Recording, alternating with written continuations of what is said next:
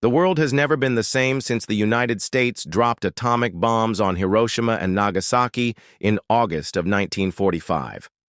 With the detonation of these two nuclear weapons, we entered the atomic age. The bombings themselves were devastating, causing massive loss of life and destruction.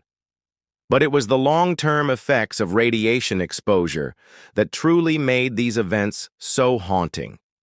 In fact, the nuclear attack on Hiroshima is considered to be the deadliest in history. It remains the deadliest attack by a military weapon ever used in war, killing an estimated 80,000 people at the time, with tens of thousands more dying in the following decades due to illnesses related to their exposure to the atomic bomb. So what caused the United States to resort to such extreme measures? And how exactly did this seemingly come out of nowhere? Well, let's find out. The bombings occurred during World War II, which had been raging across the globe for the better part of 6 years. By 1945, the Allies had successfully pushed the Germans back, and they were well on their way to securing victory in Europe. But the situation in the Pacific was much different. The U.S. had long been engaged in a brutal and costly campaign against Japan in an effort to force their surrender. But Japanese leadership had proven to be extremely stubborn, and the fighting continued despite staggering casualties on both sides. President Harry Truman was eager to bring the war to a close and bring the troops home. But he knew that a traditional invasion of the Japanese mainland would likely result in even greater loss of life. There is also some speculation that he was also eager to demonstrate American power and set an example for the Soviet Union, who were emerging as a major threat. This led him to make one of the most controversial decisions in American history. On August 6, 1945, without warning, the United States dropped an atomic bomb on the Japanese city of Hiroshima. The bomb, nicknamed Little Boy, was an extremely powerful device that contained enough plutonium-239 to cause the equivalent of approximately 62 kilotons of TNT. The explosion itself was devastating. The flash from the bomb lit up the sky for miles around, and a mushroom cloud quickly formed over the city. Intense heat from the blast ignited buildings and other structures, while the shock wave leveled entire city blocks. Fires raged throughout Hiroshima, trapping many of the city's residents and giving others only a few moments to escape. An estimated 80,000 people lost their lives immediately, while many more suffered severe burns and other injuries. But this was just the beginning. The nuclear attack on Hiroshima is considered to be the deadliest in history.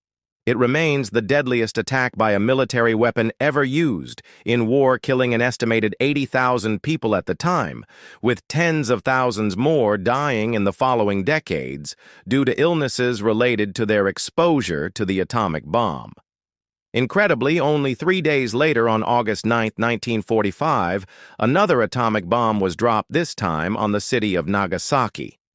The second bomb, code named Fat Man, also contained plutonium, but was slightly more powerful than Little Boy. The explosion in Nagasaki caused similar devastation, leveling entire city blocks and starting massive fires. An estimated 40,000 people died instantly, and tens of thousands more would perish in the years that followed due to the health effects of radiation poisoning. While the attacks themselves were devastating, the true horror of the situation didn't become apparent until weeks, months, and even years later, when survivors began to experience the long-term effects of radiation exposure. Many of those who survived the bombings suffered from radiation poisoning, a condition that can cause a wide range of symptoms from hair loss and fatigue to organ damage and increased risk of cancer. Others developed a rare white blood cell disorder known as acute radiation leukemia. Children born to survivors also faced a higher risk of birth defects and other health problems as a result of their parents' exposure to radiation. The bombings not only resulted in the immediate loss of life and long-term health issues, but also had profound psychological effects on survivors and witnesses. Many struggled with post-traumatic stress disorder, anxiety, and depression as a result of their experiences. The bombings had a profound impact on the survivors and witnesses, leaving many of them with physical, psychological, and emotional scars that lasted a lifetime. In addition to the human toll, the bombings also caused significant environmental damage. The intense heat and radiation from the bombs destroyed entire ecosystems and contaminated vast areas of land and water. Radiation levels in Hiroshima and Nagasaki remained high for years after the bombings, making it difficult for people to live or grow food in the affected areas. The environmental impact of the bombs was far-reaching, affecting not only the local environment, but also having global implications for nuclear testing and fallout. However, perhaps the most significant consequence of the bombings was the end of World War II. The devastation caused by the bombs led to the surrender of Japan and the end of the conflict.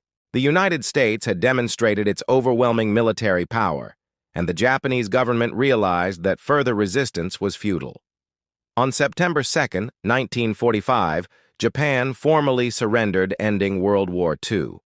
However, the use of atomic bombs in warfare raised serious ethical and moral questions.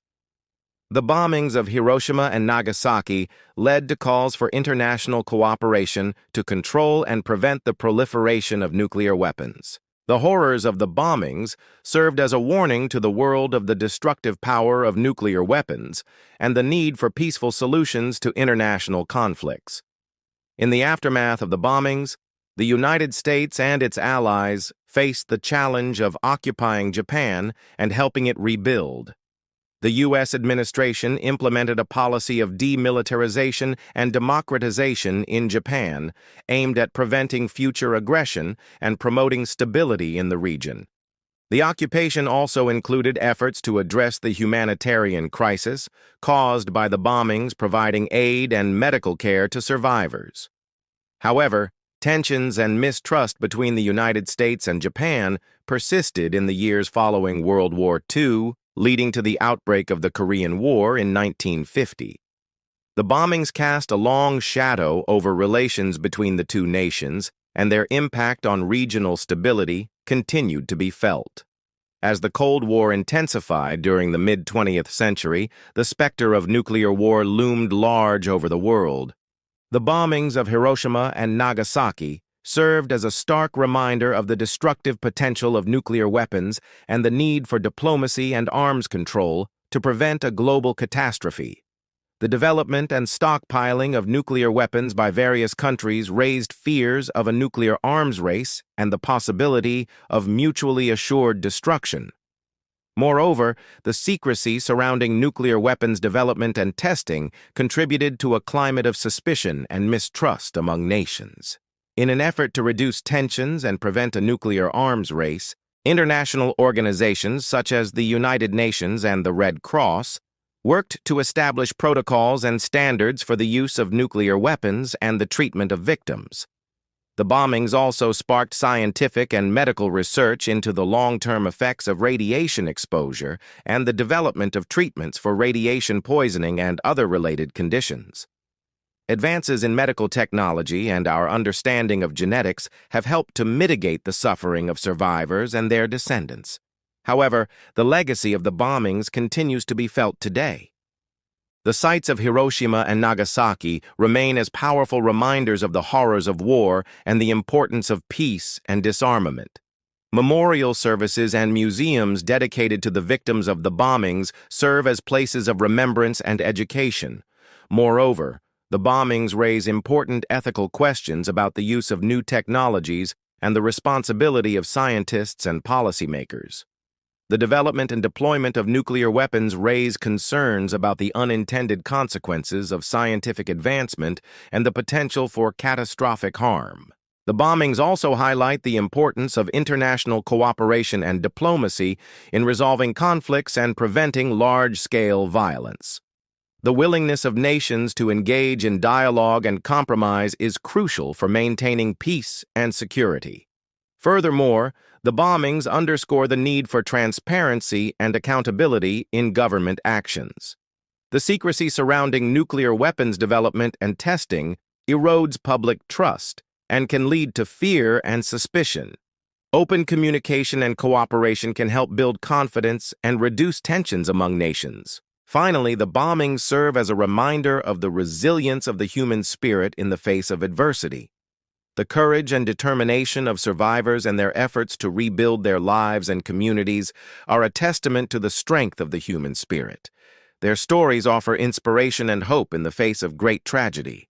In conclusion, the bombings of Hiroshima and Nagasaki were a pivotal moment in human history. They marked the dawn of the atomic age and raised profound ethical, moral, and scientific questions about the use of nuclear weapons and the responsibility of humanity towards peace and the environment. The bombings had a devastating impact on the people of Japan and the world, but they also left an enduring legacy that continues to shape our world today.